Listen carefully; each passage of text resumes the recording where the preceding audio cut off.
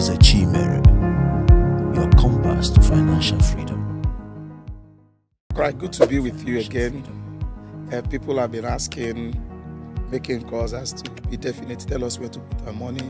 Before we get into those details, there is need to put some certain things straight. I need to let us know that there is nothing in life that is certain. In fact, when we were around about planning to put this whole content together, at some point it was like it was not going to hold, but you know, we've already planned to do the shoot. God being so kind, the whole atmospheric condition had to work out as we planned. But had it been turned out the other way, we wouldn't have continued in this content that we are trying to give to you. That is to prove to us the fact that nothing in life is certain. But for the fact that things are not certain doesn't mean that we shouldn't plan our lives. We must be intentional and we must speculate. That's the best way to live our lives. Now, there are various investment channels, there are various investment vehicles that people can always put in their resources in order to gain return with respect to time. They vary from one portfolio to the other. They vary from one instrument to the other. Now, some individuals that have raised some funds may want to say, okay, where do I invest? Okay, you can invest in company shares. Remember, every investment has some level of risk that is associated with it, but I will advise you, it's better you take calculated risk than taking no risk at all, because the riskiest life to live is not to risk at all. That's the riskiest thing to do in life, not to risk at all, because if you don't venture in something that you have not done before, you wouldn't know the capacity that you hold, right? So people can invest in companies. We call it company shares, stock, or what have you. But before those things are done, you need to do your due diligence. Outside that, I have a friend, a very close friend, that what he did the moment he was able to gather some good amount of money was to invest in used cars.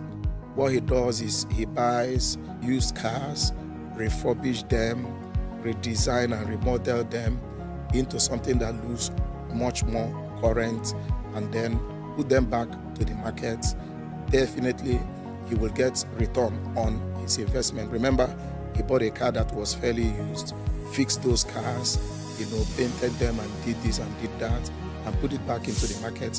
You see that individual can make some profit from the amount of money that he invested in. I have another friend, another individual, he's very good at a particular thing, but it's like within his own capacity, he has reached his saturation point. The amount of return he gets constantly in that particular business that he's doing seems to be fixed, and then he feels somehow uncomfortable. Now what he's doing is putting some amount of money that he has been able to make in the other principal business into developing another new area of business. So he's investing in a new business venture. So that is also a way to invest, because I see a lot of people that they are doing business and their business has reached a saturation point where they can no longer expand or scale the business, to the next level. No matter the amount of money they put there, they can make more profit. Instead, the money will just be tied down to that business longer than necessary. What is expected of those people, instead of you to tie that money in that business, you begin to develop either a new brand, or you see another individual that is coming up with a concept, a new design. You can also vote your money into that brand. Some people also do what they call a venture capitalism. Venture capitalism, somebody has a business idea.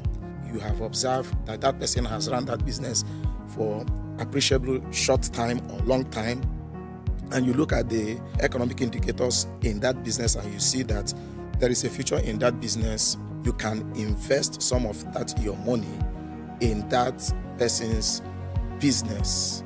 Remember, like I said earlier, that nothing in life is certain. There's no certainty that you are going to make XYZ return on that investment.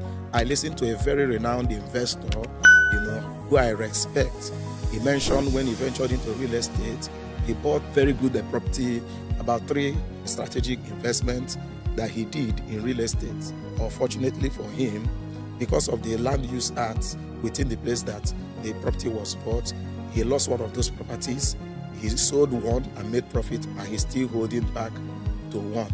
There are level of risk associated with every investment. Have that at the back of your mind before you give out your funds to anybody, before you go into anything.